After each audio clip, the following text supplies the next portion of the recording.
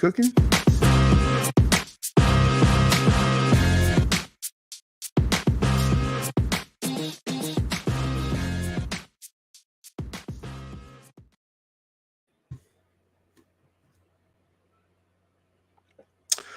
Welcome to the Impact Lounge. You are in the number one place to be for the Impact Wrestling fan. This is the Cool Factor Podcast. I'm your host, TW. And of course, with me is BQ. BQ, say what's up to the people. What up, BQ here, headmaster sensei, Eagle Fang Karate.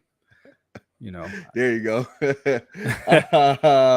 So, all right. So we are here and we're going to go over this week's episode of Impact Wrestling. Bound for Glory. The biggest show of the year was this past weekend. What'd you think about Bound for Glory? So BFG, I mean, we reviewed Bound for Glory, but a week later, really looking back at it, I still like it just as much as I did, a week ago. Sometimes these pay-per-views happen. You sit on it for a week, and sometimes what's up? Well, I completely forgot we talked about Bound for Glory. yeah. But no, it's cool because I did want to make the point of saying sometimes we watch these pay-per-views, we sit on it for a week, and like I actually didn't like it that much, or I liked it more than I thought I did. So I still enjoyed it, but I was worried about this episode going into the episode. I was like, you know what? I liked Bound for Glory and I liked the matches, but I was concerned with the stories coming out of Bound for Glory. You know what I mean? And I'll say I was kind of pleasantly surprised. I'm probably more intrigued. I shouldn't say intrigued. I'm optimistic about this Bully Ray thing. Now that I kind of see it on my screen a little bit where they're going with it. If you just put it in a bottle of at Bound for Glory, he wins a gauntlet, it's just like, what the hell are they doing? You know what I mean? Like, but I don't know. Watching it on TV, I'm like, give it a chance. Yeah, I mean, look, when it happened, I was just like, it's tough because it's one of those things. Excuse me. As fans, we just have to adjust what we expect from Impact Wrestling. Like, I don't know what to say. You know what I mean? Like, if we want new and hot and exciting and fresh and something that we're going to be able to chat about with all our general wrestling friends on the internet, it's just that's not what they're going to do, man. Like they're just getting by. You know what I mean? I don't want to be like a Debbie Downer. I'm not trying to be a Debbie Downer. I'm just saying that, like, why the F else would you do this? You know what I mean? Like, now here's what I will say. Veterans make the show better. They do. Veterans cut good promos. Veterans know how to really get across emotion and storyline, and they really know how to sell stuff. Okay, like, this is true. Bully Ray did a better job in that spot than 90% of wrestlers would have done had they brought somebody new and fresh in to do that role. Okay. As far as like just playing the role, he did a great job. The problem is just that, wrestling is an art that is designed around fan reaction. And like, how much reaction do you expect to get from fans from, again, like, I'm not trying to crap on Bully Ray. I'm just saying that there's nothing exciting to wrestling fans about Bully Ray. That's all. That's all. Like, Bully Ray was a great champion in TNA. I really loved his run as the guy in Aces and Eights. He was, brutal and vicious and everything you want from a heel. You know what I mean? But it's 2022. You know what I mean? It's 2022. And, he looks to be in great shape for whatever age he is. He's lost a bunch of weight, definitely leaned out. He looks like he's in great shape, but he doesn't look like the Bully Ray who was the mastermind of the Aces and Eights. Not to say that I necessarily want him to look like that, right? But he looks like the older version of that guy. You know what I'm saying? And again, this is not to knock Bully Ray. I'm just saying that I want to hear, and maybe if I'm wrong, everybody in the chat, let me know. Were you guys excited and fired up to see Bully Ray win the Call Your Shot gauntlet? Like when it came to the end of Bound for Glory, and you had to run through your mind the honest possibility that Bully Ray might do a dirty cash in and end the night as the Impact World Champion. And whenever you do that, you start forecasting out what it's going to look and feel like with this person as the champion. You mean to honestly tell me that you were excited about that? And again, I'm not dissing Bully Ray. We may look back on this, and I might be saying the same thing that I've been saying about Mickie James, right? We may look back on this, and I may say, yo, Bully Ray completely changed his legacy because the storyline was amazing. It drew me in, and everyone is better for having been involved in it. Like that may happen. But as of right now, my reaction is just, all right, let's see where it goes. Because what else can you say? And it's kind of similar to when they brought Ken Shamrock in, and I was like, he looks great for his age, but I was like, he doesn't look like the Ken Shamrock that was there the first time. He's like a completely different person. Right. I wouldn't say that with Bully Ray. Right. He's not that different. You know what I mean? But you can see he's quite a bit older. Right. But I don't know.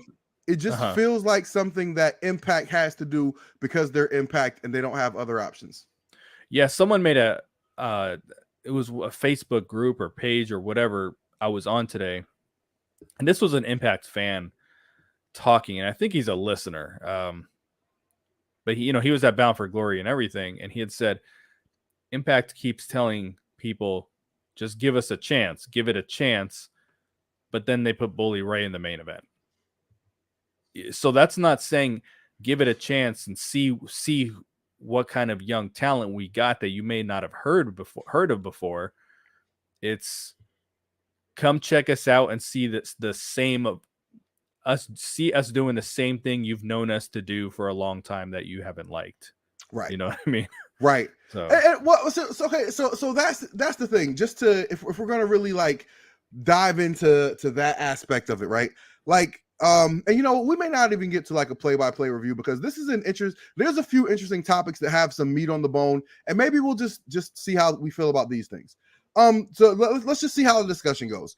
But so in the course of the conversation about Bully Ray, right? And like you mentioned, the person said Impact keeps saying, just give us a chance, then we give you a chance, and what you're doing is put on Bully Ray. I agree with the just give us a chance because, like I just said, we may look back 3 months from now and be like, yo, Bully Ray killed that shit. Yeah. You know what I mean? Like, we may completely look back and be like, that was an amazing storyline. There's a great chance that could be the deal.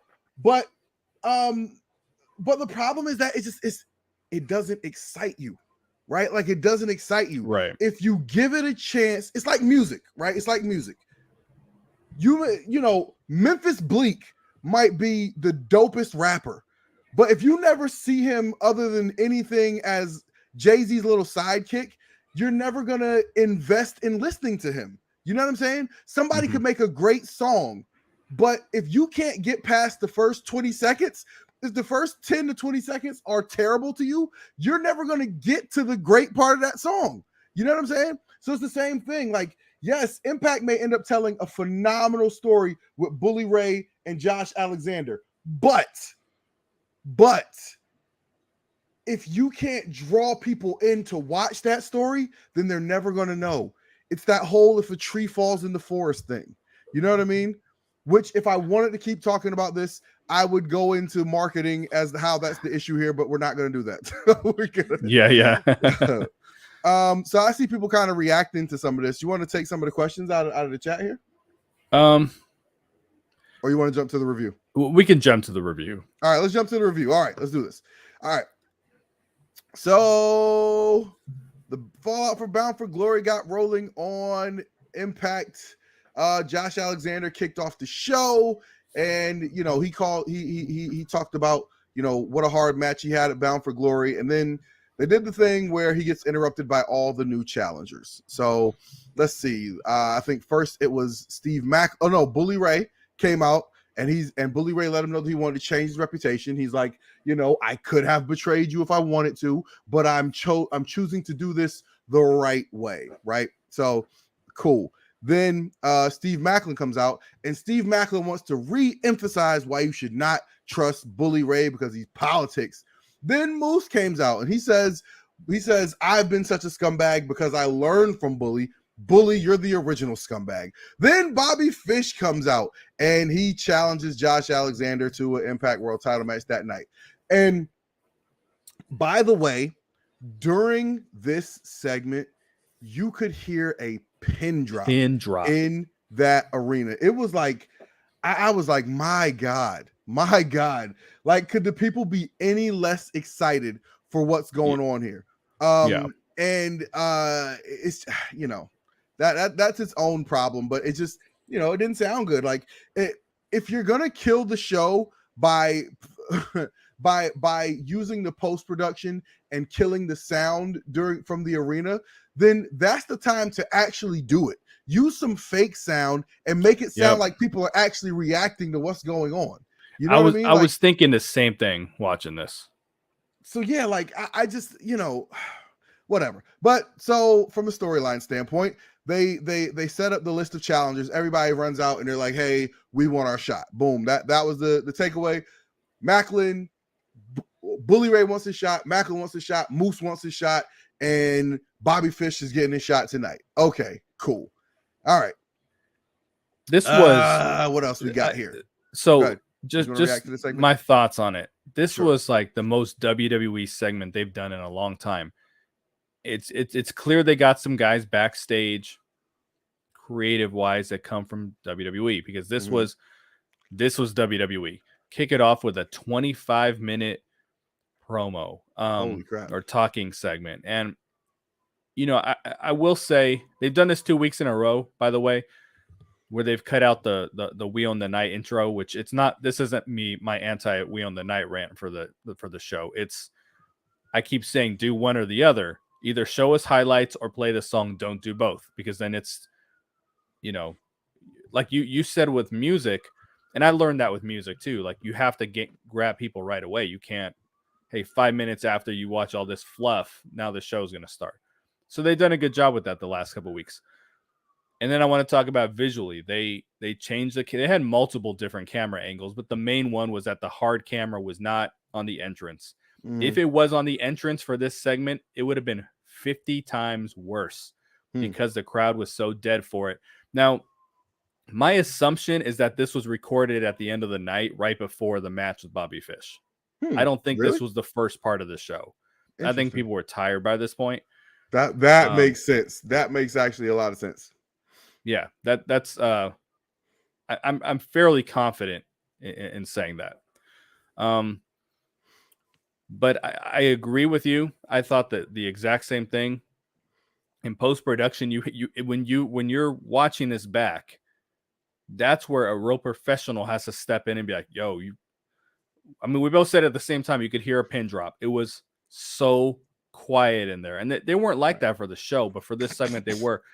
Put some freaking crowd noise. You had to do it during the pandemic. You know how to do it. Something, even if it's a low rumble at a 20% volume of just white noise, crowd noise, just something, you know. So so like, bad, you know, bad. They could even send out a hype man. Like I remember when I was in, oh gosh, I want to say maybe 6th grade. I was in I was in either 5th or 6th grade, and I remember my sister Jackie, rest in peace. She took me and my brother to the New Haven Coliseum to see a taping of Monday Night Raw, and it was the episode where, well, it was 2 episodes that they taped, but that's back when Monday Night Raw used to be an hour. It was the episode where Razor Ramon won a battle royal, and then the following week won the Intercontinental title, beating, I think, Doink the Clown.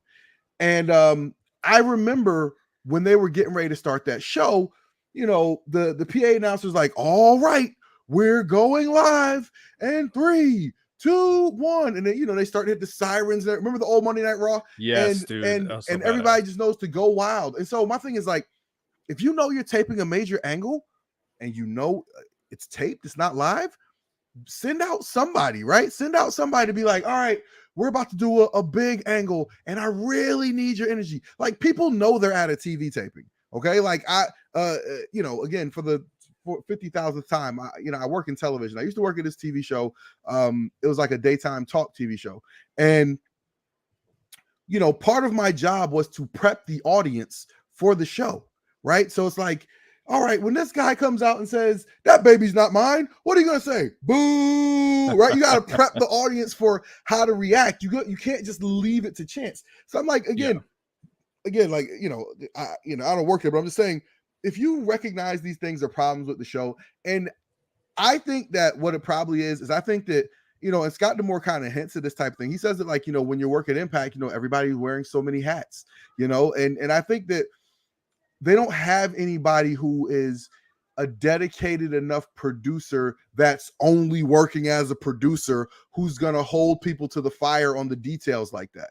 You know what I mean? Yeah. Like, they need to hire somebody as a producer who can go in there and be an asshole and be like, yo, we got to shoot this segment over. Like, I've heard stories about back in the day, Vince McMahon would stop tapings in the middle of a segment and be like, yo, come back out. We're going to do this over, because it has to be right for television. Like, that's just the way that works, man. When you work in television, you can't leave it up to chance.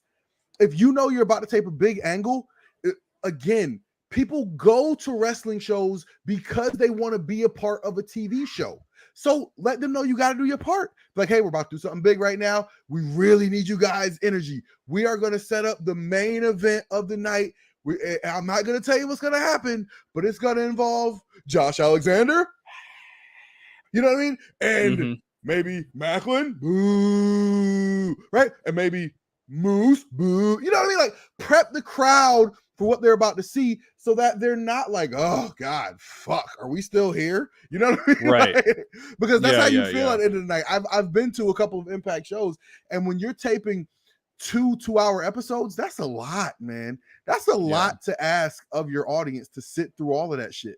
So, I think you got to try and do things to, that maybe WWE doesn't have to do, maybe AEW doesn't have to do, but you have to do them. You know what I mean? Like, I think if I were working as a producer for Impact Wrestling, right? Like, I would want to, have the creative freedom to be an asshole, right, about my shit. You know what I'm saying? Like, if I want this to look and feel and sound a certain way, you need to let me make this look and feel and sound the way I want to. You know what I mean? Which means I got to give the lighting guy shit if the lighting doesn't look the way I want to, even though he's also working on the email distribution. You know what I mean? Like, that's and that's the, and I guess that's the hassle, right? Like, everybody's like, hey man, look, we're all just trying to get by. You know what I mean? But like, like, good enough isn't good enough. Just good enough isn't good enough. Jeremy Borash was actually very good about that when he was around. Yeah. At the Impact shows. And I went to Rampage taping once, and I was surprised that they do a bit of that. Justin Roberts, like, when they're at a commercial, they do not just leave silence in the building. They don't play music, or that, like, Tony Khan will come out. Justin Roberts a lot of the time was just doing all sorts of stuff to keep the crowd engaged, so that when they came back from commercial or something, they were, there was energy there. So, we have a few listeners who actually go to a lot of Impact shows. So if that's any of you guys, if you guys want to enlighten us and tell us about some of the stuff they do to try and keep the crowd engaged, like, let us know, because I don't want to be up here, saying they should do all this stuff and they actually do it. You know what I mean? I want to, I'll be curious to know. But to me, that seems like, for me, just like, as someone who's worked as a TV producer, like, that's something I would do, is like, you don't leave the live audience reaction up to chance, especially if you know that you are trying to squeeze all the energy you can out of them by taping multiple shows, taping multiple weeks of television. You know what I mean? Yeah. I've done that too. I've had an audience in for a taping of like 3 shows on one day, and they're just like, yo, get me the fuck out of here. You know what I'm saying? And it's awful. It's awful. It's bad for the show. You don't get the reaction you want. It's bad for the people because they don't want to be there. You know what I mean? Like, it's a pain. It is what it is. Give him pizza. I don't know. All right. All right. Gia Miller interviews the Motor City Machine Guns following their hard-fought loss to the reigning Impact World Tag Team Champions, The Kingdom, at Bound for Glory. Chris Sabin says that the only reason they lost was because the Kingdom cheated. Shelley reveals that they're about to go to Scott D'Amore and demand another title opportunity. Rhino and Heath are seen walking out of his office, and they reveal that they've already received the next title opportunity as they reunite for revenge on Honor No More. Did you have any thoughts on this little development? Just to reiterate what I said before, that I knew the Machine Guns weren't going to win at Bound for Glory because the story that they've been telling forever, and it's not necessarily a good one, but that they've been telling forever was that Heath and Rhino were going to take the titles. We're going to win the tag titles this year. Heath been chasing Honor No More for months. It was just clear where it was going. So I can't say I'm particularly like excited for a Heath Rhino tag team championship title reign because I don't know who the hell they would fight, but it's whatever. Right. Yeah. I'm a little surprised they're still, sticking to this, going back to it. I mean, it's not like they necessarily have anything better per se, but I never thought this was a hot option to begin with. So like they stick to it, man. That's we've been seeing that over the last couple of years. When they have a plan and someone gets hurt, like they're gonna see it through, even if it's gone completely cold by the time the guy comes back from injury. Right. All right. So let's see where we are here. So Tasha Steelz with Savannah Evans versus Killer Kelly in a no DQ match. All right. So Kelly attempted a running boot, but Evans intercepts it and drops her face first on the apron. Steelz hits a running drop kick for 2. Kelly tries to lock in the killer clutch on Steelz. Steelz backs her into the corner. Kelly connects with an Alabama slam. Kelly introduces a steel chair and into the match and continues the assault with a series of clotheslines. Evans gets involved once again, but Kelly makes her pay with a steel chair. Kelly counters a choke from Steelz into the killer clutch. This is not well described. So what happened was Tasha Steelz brought a chain into the match, and she tried to hit Killer Kelly with the chain, but Killer Kelly like reversed it and used the chain to choke Tasha Steelz, and that's how she got Tasha Steelz to tap out, which I thought was actually a pretty good finish.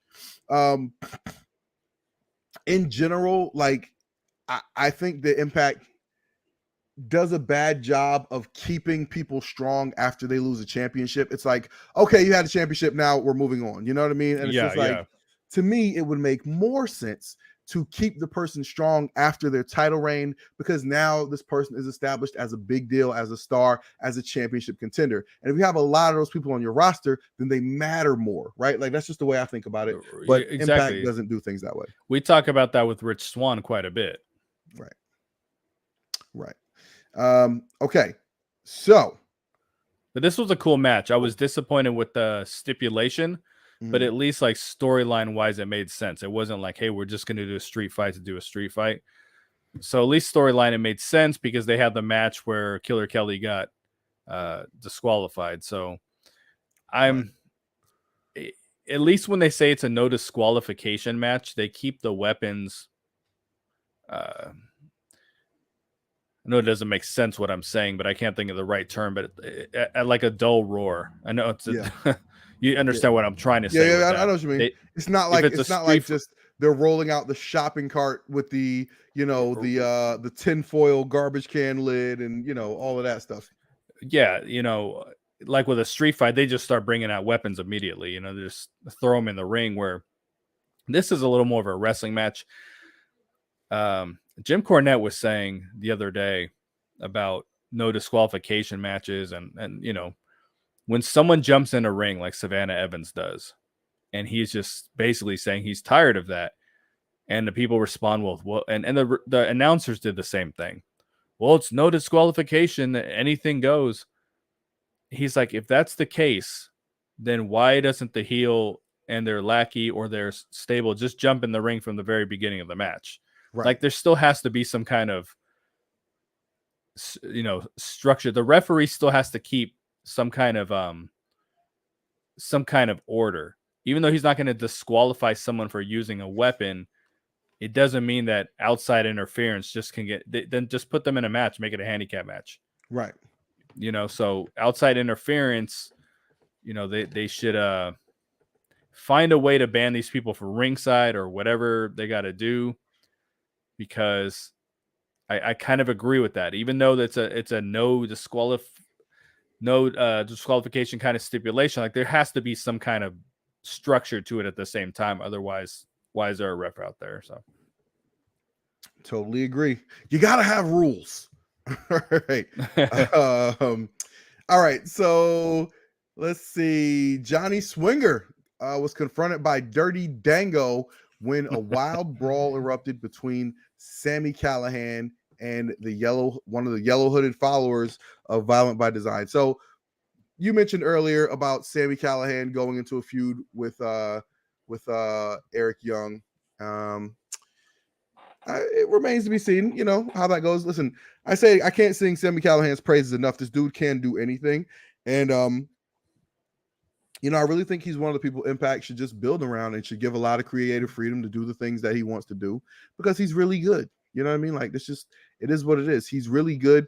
And he's the type of talent that, in the long run, will create a lot of great content for you.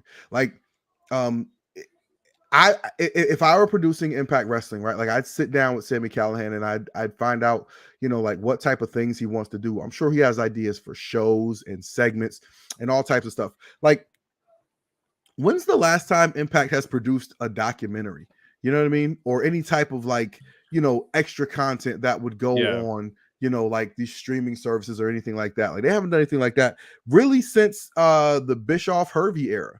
You know what I mean? Which is wild long ago. You know what I mean? Like, this past week on Twitter, it was like the anniversary of the day Hulk Hogan walked out of TNA, and so that clip of him leaving with Dixie Carter clinging to his leg was circulating, and it's one of those things just like, God, like in retrospect, that was such a bad move. That was just such a bad move. Like, you know, there's a million ways you could have written him off TV, and you didn't have to do that, because you got to be self-aware. You know what I mean? You got to be self-aware, and you got to think of how that would have made you look, and it looked exactly like that. Mm-hmm. All right. So,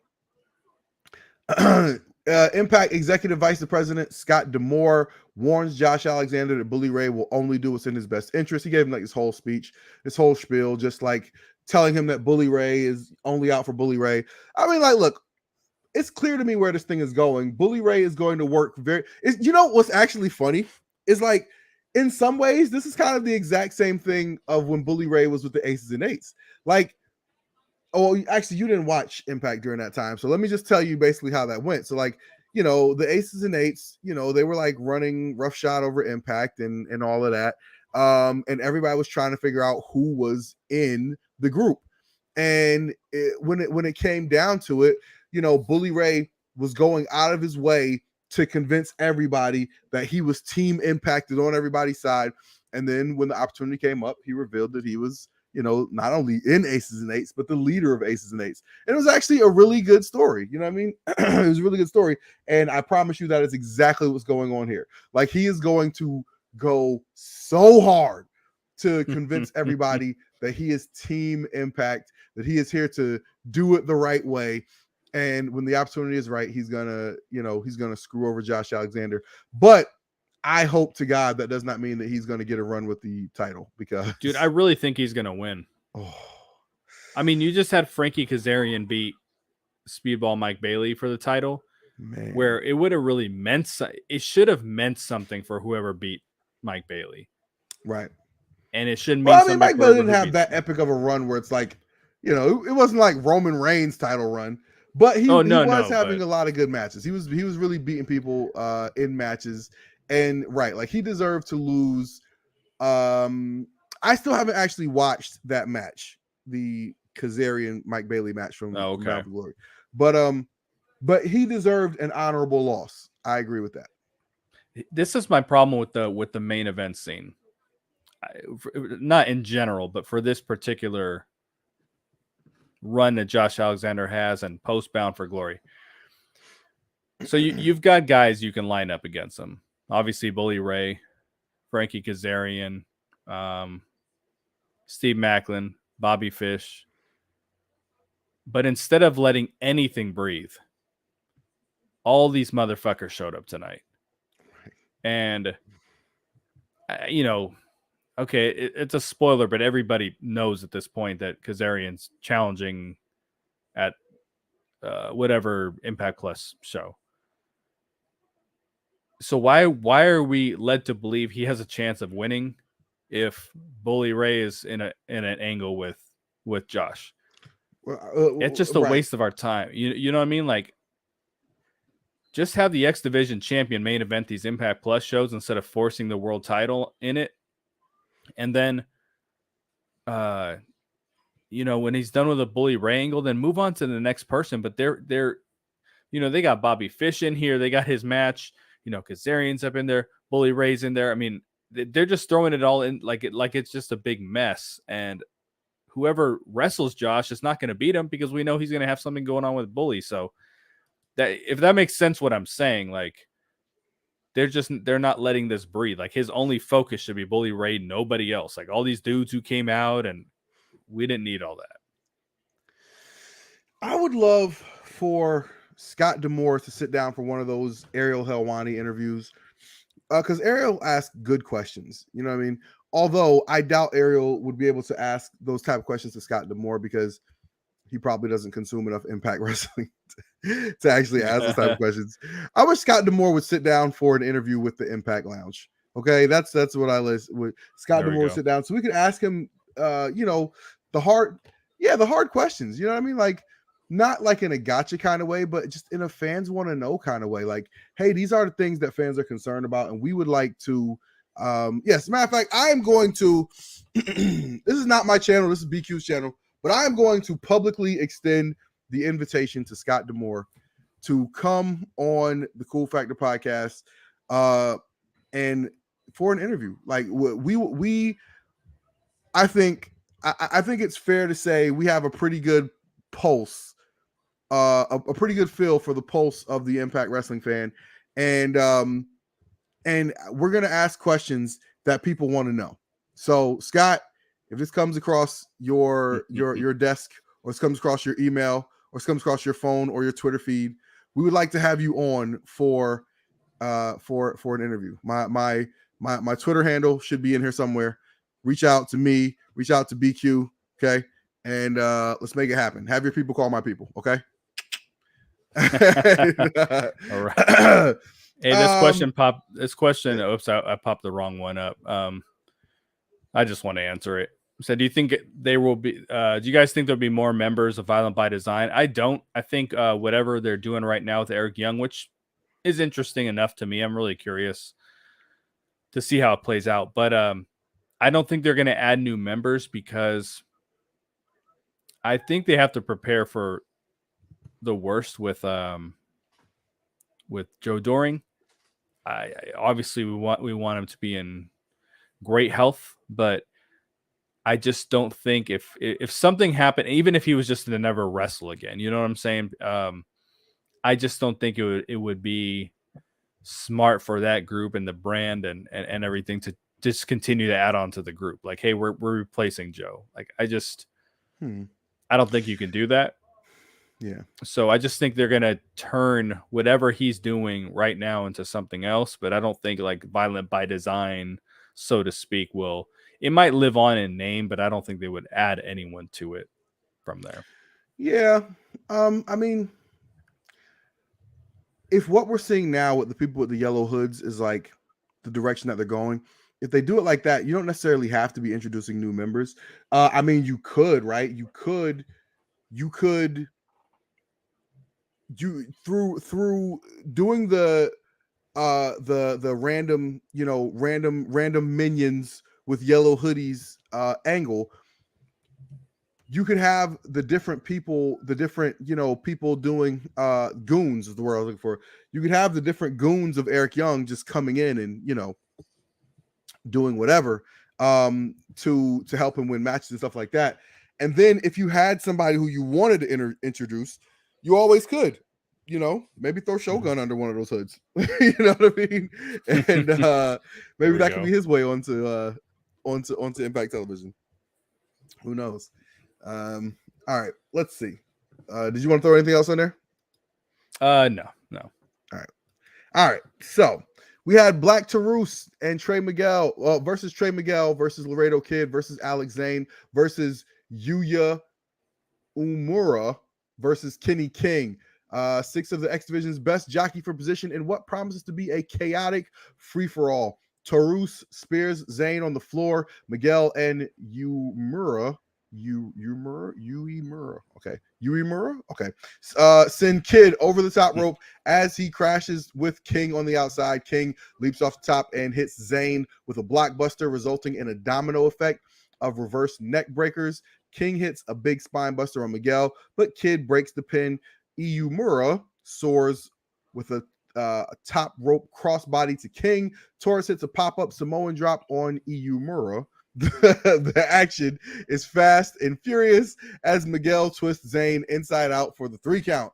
All right, so Trey Miguel won the clusterfuck to become the number 1 contender for the X Division title. Is that what that was? No. This was just a fucking match. Oh, great. There was no stakes. So no stakes whatsoever. It meant nothing. But Tom did say at the beginning, whoever wins this match could challenge for the X Division Championship down the road. So right, Trey wins the match. What they had going on. Yeah, but they've been doing this in the last year or so. Some very random X Division matches with no stakes, and it's like something you just do in a video game. Like I can't think of any wrestling company who's ever had anything like a triple. They don't just be like, hey, tonight's triple threat is these dudes. And that's just a match. Like usually there's some kind of stakes. You don't just throw people in a match. So it was a little hard for me to connect to it because it had a lot of talent in there, but it had some guys that we're not conditioned to care about in the match. So, I mean, we didn't get entrances. At first, I thought it was a one-on-one match. Like they went right into the match and it was like, it was just 2 dudes in there and I didn't know where anyone else was. So I didn't really care, but I was hoping Trey Miguel would win because, I mean, he wasn't on the Bound for Glory card, and he should be in that main event mix by now. So, right, absolutely, absolutely. So, speaking of the X Division clusterfuck, Mike Bailey congratulates Kazarian on defeating him for the X Division Championship at Bound for Glory. Trey Miguel, who just won the 6-way moments ago, sets his sights on the gold.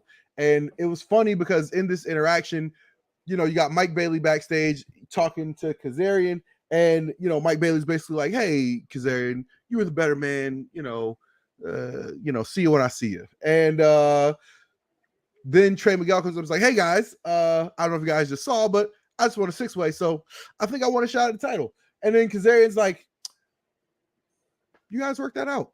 And I was curious because I was thinking that was leading to possibly like next week, like Mike Bailey versus Trey Miguel for like the number 1 contendership. But little did we know we would revisit this later in the show. Okay. Mike Bailey's awful talking, dude. Awful. Huh? Mike Bailey talking is awful. Yes. Wow. I just have to agree with that. Yes. We have the Knockouts World Tag Team Champions, the Death Dolls, Taya Valkyrie and Jessica, because she's sick, with Rosemary versus VXT, Deonna Purrazzo and Chelsea Green and Giselle Shaw.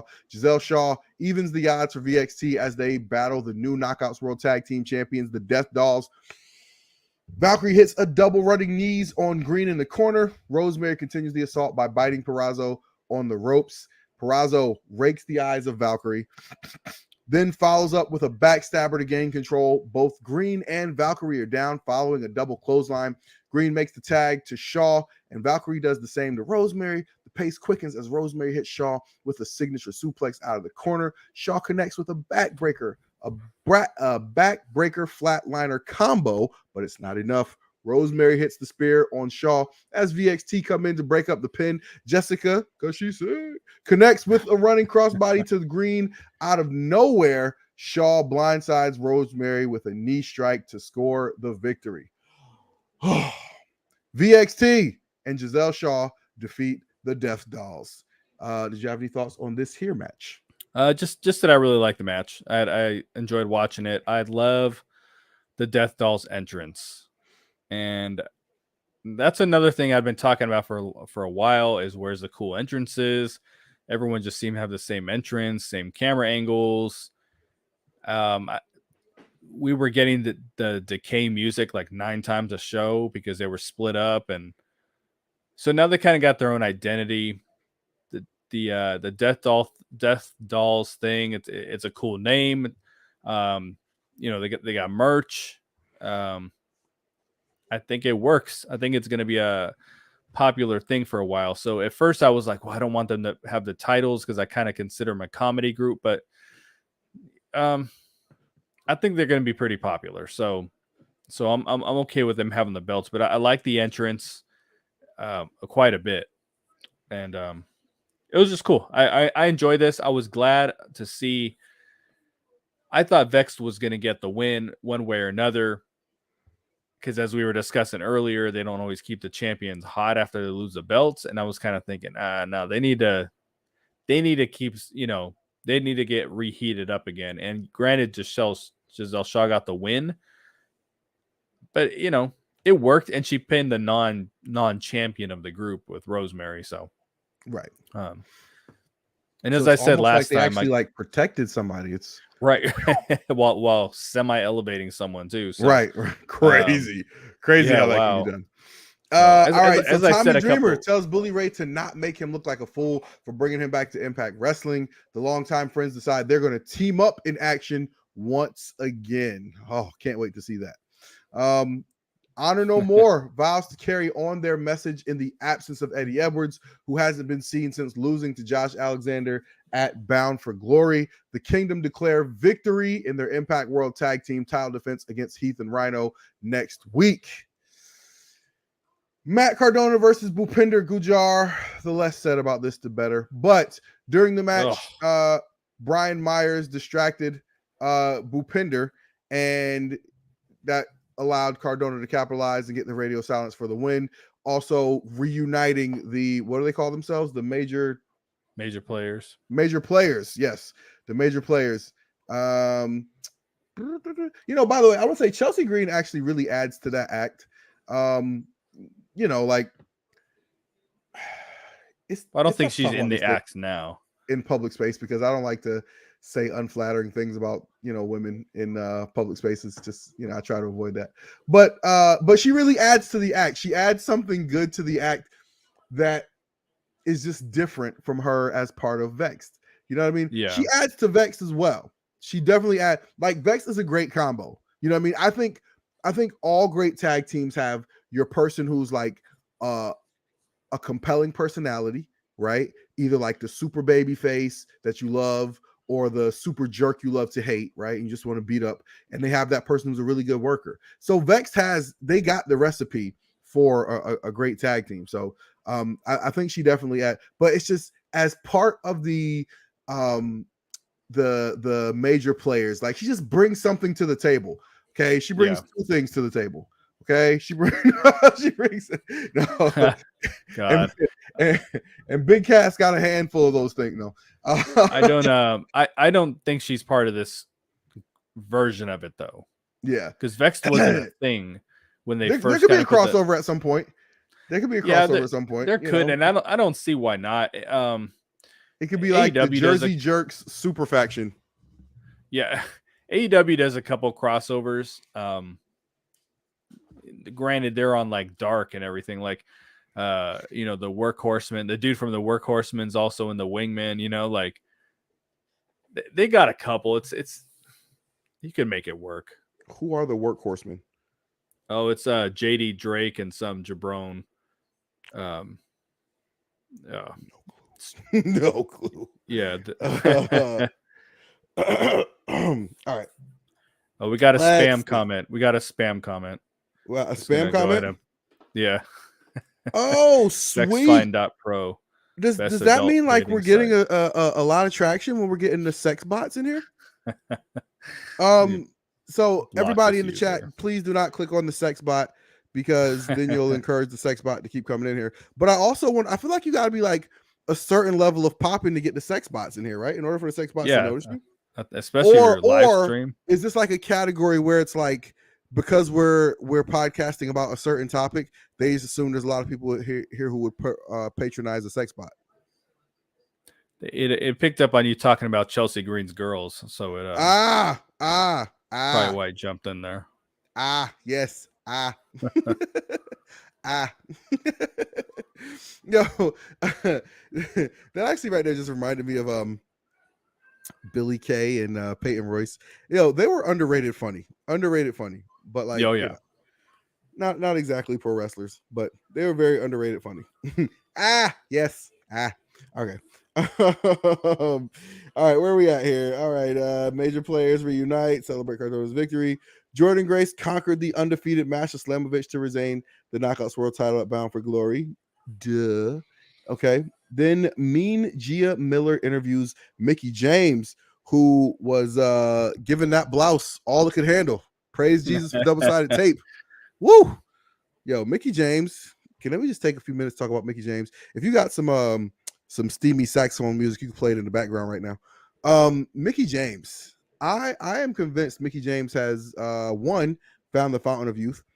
And if she wants to just go ahead and share that could be awesome.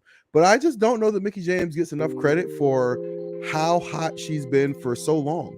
Like, Mickie James has been fine in like 3 different decades. You know what I mean? Like, Mickie James was fine in the early 2000s. Mickie James was fine in the 2010s. Mickie James is fine in the 2020s. Like, give it the F up for Mickie damn James.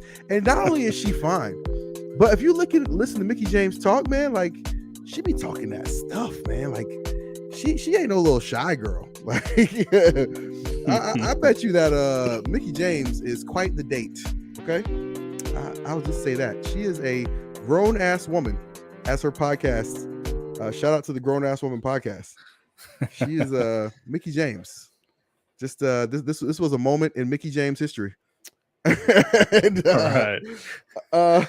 So she was interviewing with Mean Gia Miller, and I don't know. She's like, "Hey, Miriam gave me a tough match," and she's interrupted by VXT, and this is actually a fun little interaction because Mickey's talking about how much she respects Mia Yim, and then VXT's like, "Oh, you respect losers," and and so then Mickie James said, "If I should respect anybody, by the way, if anybody is watching college football right now, Caleb Williams from USC is literally crying walking off the field right now, and he seems like a really nice kid. But like, come on, oh no, we lost. Oh my god, you got to take it. I had to stop watching to obviously podcast. Yeah, sorry. Oh, spoiler alert.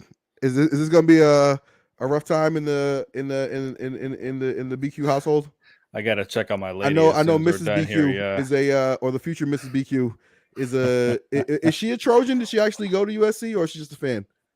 No, her family is just major USC fans. Nice. Yeah, so she's a Trojan at heart. And shout out to the lovely Mrs. BQ or future Mrs. BQ. It'll be okay. Okay, you win some, you lose some. Okay, but you live to fight another day. Okay, the USC has a whole lot of money. They're buying a whole lot of players, and they'll get it back. Okay, we'll see how this shakes out. Alabama lost today. Okay, Alabama lost today, so that doesn't mean USC is out of it. But the one loss column is getting kind of hairy. She just texted me like, oh man, Utah is no joke, man. Like, people don't think of Utah as like a major brand, but like, it's Utah. So what else they got to do? Like, they get good at football. You know what I'm saying? They Utah. So, all right. So anyway, this was a fun little interaction between Mickie James and VXT. It led to Mickie James challenging one of them to step up and face her in the last rodeo. But Purrazzo says they have a Knockouts World Tag Team title match to prepare for. So that's interesting. Who will take on Mickie James Rodeo? You'll do it. I would lose gladly. I would gladly lay down. Yeah. I would gladly lay down for the rodeo. TW versus Mickie James tonight on Impact Wrestling. This is a Mickie James fan cast. Okay, the way some of these podcasts are about Impact Wrestling, where they're like, "Oh, Scott D'Amore, everything you do is so great." Okay, the way some of these podcasts are about Impact Wrestling, that's the way some people on this podcast are about Mickie James. Okay, all right, let's just go ahead and say that right there. Let's go ahead and put that out there into the ether. Back on track. Ace Austin and Chris Bay accept Bully Ray and Tommy Dreamer's open challenge for a tag team match next week. Don't miss an All New Impact next week. Yada yada yada. Let me say this before we move on to this main event segment. We're getting Chris Bay and Ace Austin versus Tommy Dreamer and Bully Ray. Now, Bully Ray is the holder of the Call Your Shot Gauntlet trophy, and which means he's the holder of a future world title match anytime he wants it.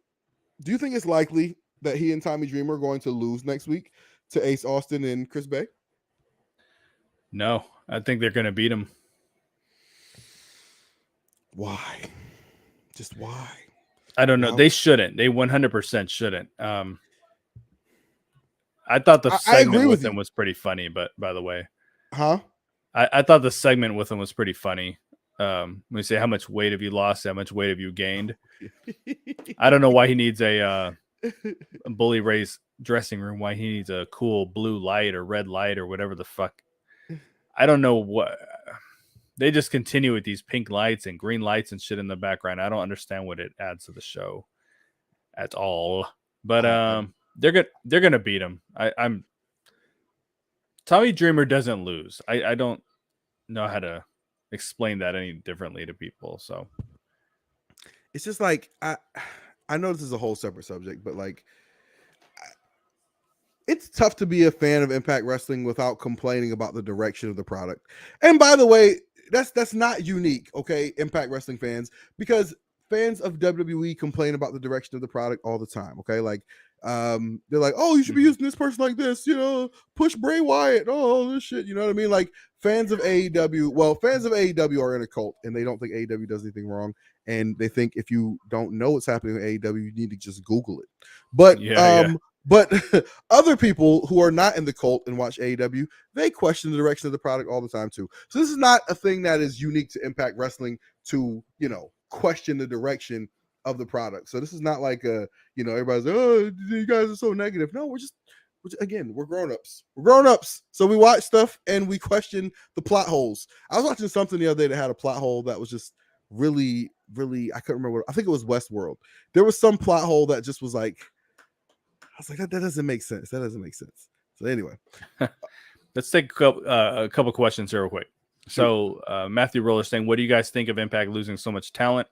Some say Impact should lock in younger talent on long-term deals from the indies, but I'm not sure it's that simple. It's so when they lost the Good Brothers, and as I said, they're paying them $250,000 each a year. So that's $500,000. I was like, very curious, what are they going to do with that money?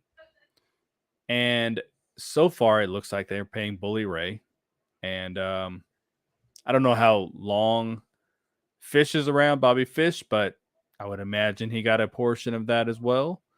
So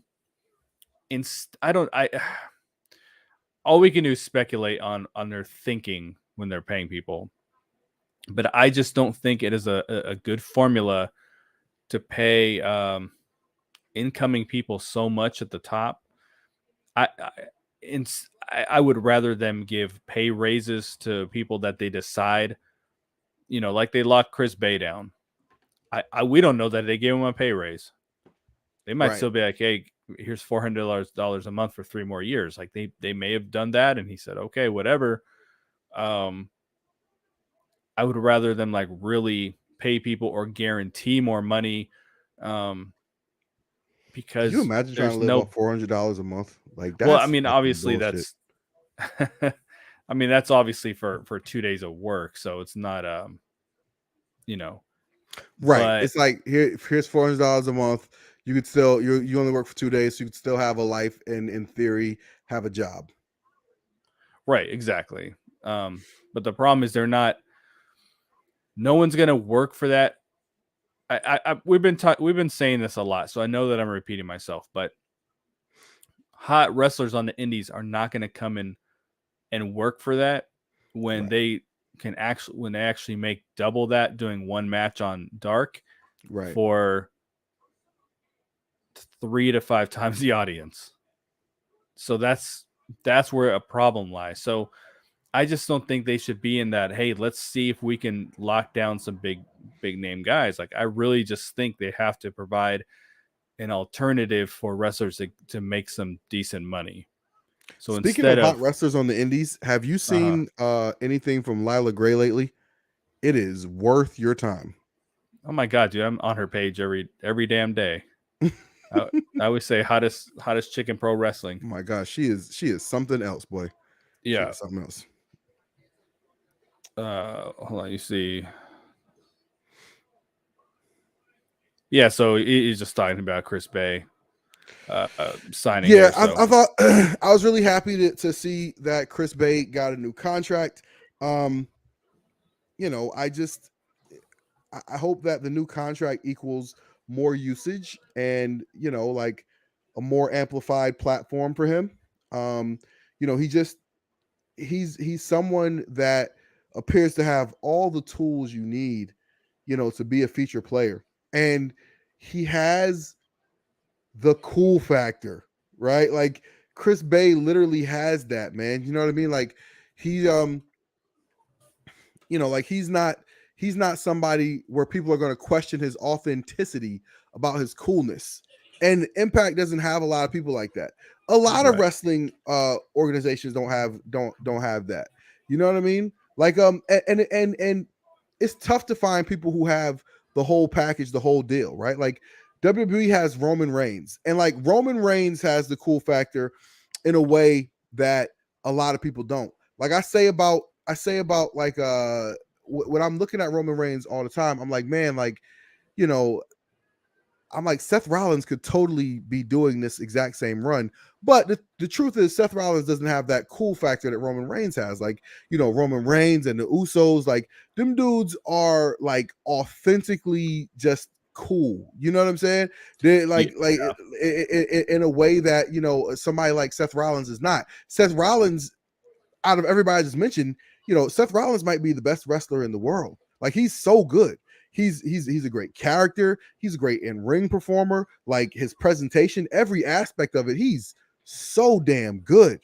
But like you can't teach the cool factor. You know what I'm saying? Like you cannot teach that. Like Roman Reigns is not like the best orator. You know what I mean? Like he doesn't have great catchphrases. He doesn't deliver compelling promos or anything like that. But when he says, "I'm the tribal chief," like you believe that. You know what I mean? Like you believe that. Like you believe he's the dude that people follow. You know what I mean? Because we've all known that guy in our real life. Like we've all known or known of, right? Like that dude, like in your high school, that was just the coolest fucking dude. You know what I mean? He's just the coolest dude, and like dudes and girls just were like, I want to hang out with him. You know what I mean? And like and everybody just don't got that. You know what I mean? Chris Bay is one of those guys who authentically has that. And it's just the fact that they don't feature him says that they don't know what that looks like. You know what I'm saying? Right. So, it is. Yeah, Or because they don't value coolness. Right? Like, what was they saying? Game recognized game, and if you're not if you're not cool yourself, you're probably not going to exactly. How would you know? How would you know? Yeah. I mean, we're gonna take one more question here, then we're gonna get into the main event and then wrap it up.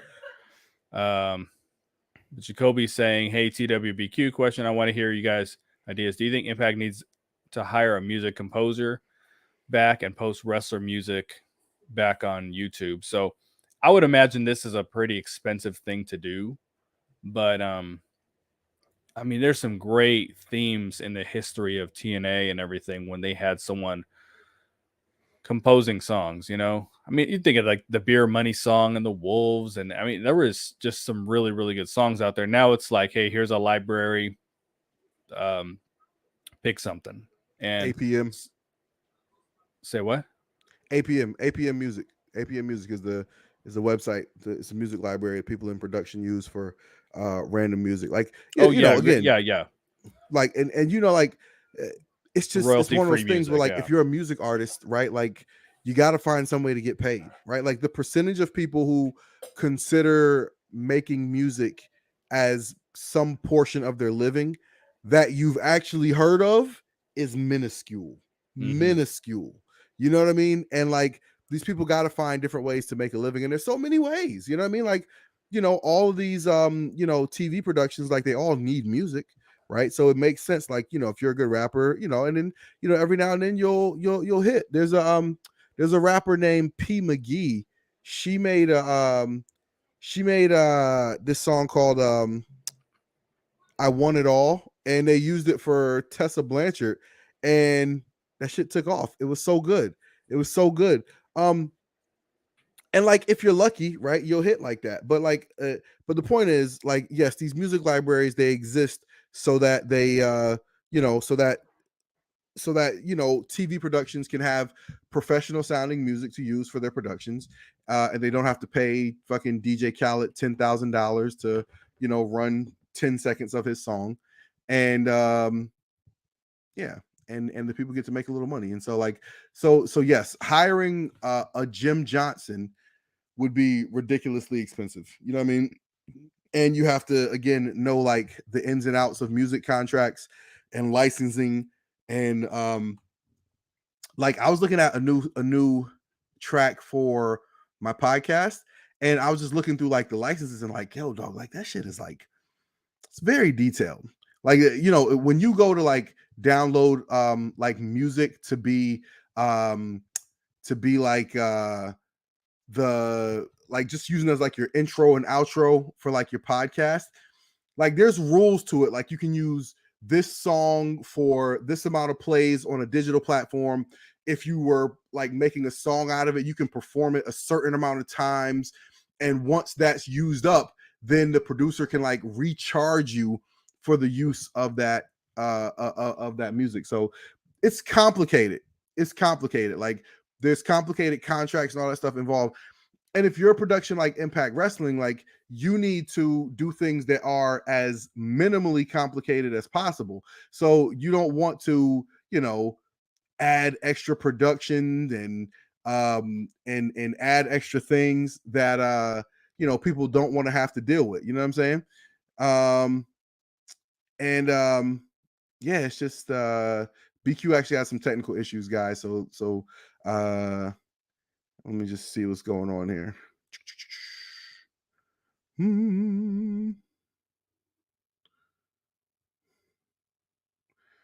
All right, BQ may join us back. We'll see. But anyway, so yes, hiring a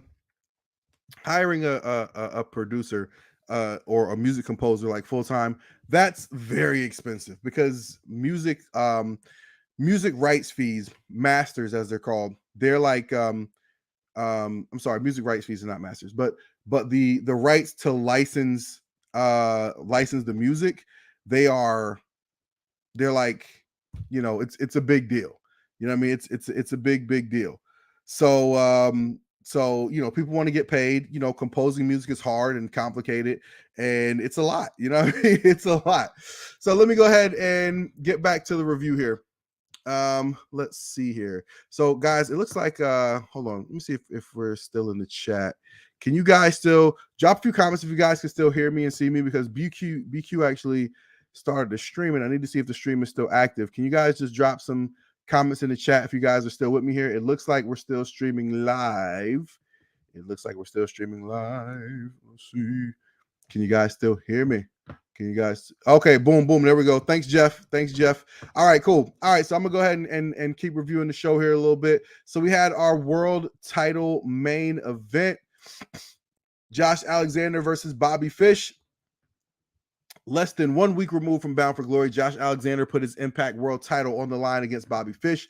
Moments into the match, Fish targeted the left knee of Alexander. Fish tripped him up on the apron, then hit a dragon screw leg whip on the ramp. Back in the ring, Fish connects with a running clothesline for 2. Alexander begins to fight back with a series of forearm shots, followed by a straight right hand. Fish countered with a C4 spike into the Saito suplex for another 2 count. Alexander hit 2 German suplexes, but Fish gets onto the ropes to prevent the third. Alexander locks in the ankle lock, but Fish rolls through and sends him to the apron. Alexander soars with a top rope moonsault for 2. Alexander locks in another ankle lock, but this time Fisher counters into a triangle choke. Alexander fights free and hits the C4 spike for the win. Josh Alexander defeats Bobby Fish to retain the title. After the match, X Division champion Frankie Kazarian confronts Josh Alexander in the ring. Kazarian announces that he's going to exercise option C, meaning that he will relinquish the X Division title for a shot at the Impact World Championship. And Impact goes off the air. So here's the thing. The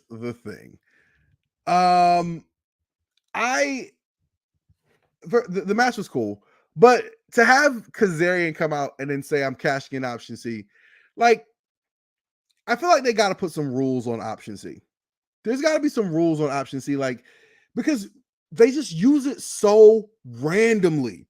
They use option C so randomly. Like, they got to make rules like you got to be the X Division champion either like at a certain point in the year, or you got to, defend it at least 3 times, in order to activate option C. There's got to be some sort of criteria that make you eligible for option C, other than just at any point in the year, at any time. If anytime I'm in possession of the X Division title, I can cash in option C. Like, there has to be some sort of like criteria just for my sanity, okay? For my sanity and for the sanity of the Impact faithful, can we get some criteria added to option C? Okay, that's all I want. That's all I ask. And if we could just do that, man, I would be so happy and so grateful. So, guys, we got a couple of things in the chat here. Let's see. I don't know if I'm able to pull this up. So BQ had some connection issues and he actually had to jump out of the chat. But everybody who's in here, please do us a favor and drop a like. Go ahead and hit that like button right now. If you're watching this on YouTube, hit the like button. If this is your first time here, hit the subscribe button. Make sure you subscribe to this channel and hit that notification bell so you get notified each and every time we drop some new content on this page, or we do something like go live, because it could be 11:30 at a Saturday night. You know what I mean? And you want to know as soon as we're going live so that you can get in on the conversation. But if you guys like this channel, if you love this channel, if you like these conversations, if you like these chats, the most important thing you can do to help out this show is tell a friend to tell a friend. Let's bring more people into the conversation. So I'm going to try to end this stream for BQ. I'm TW. Peace out.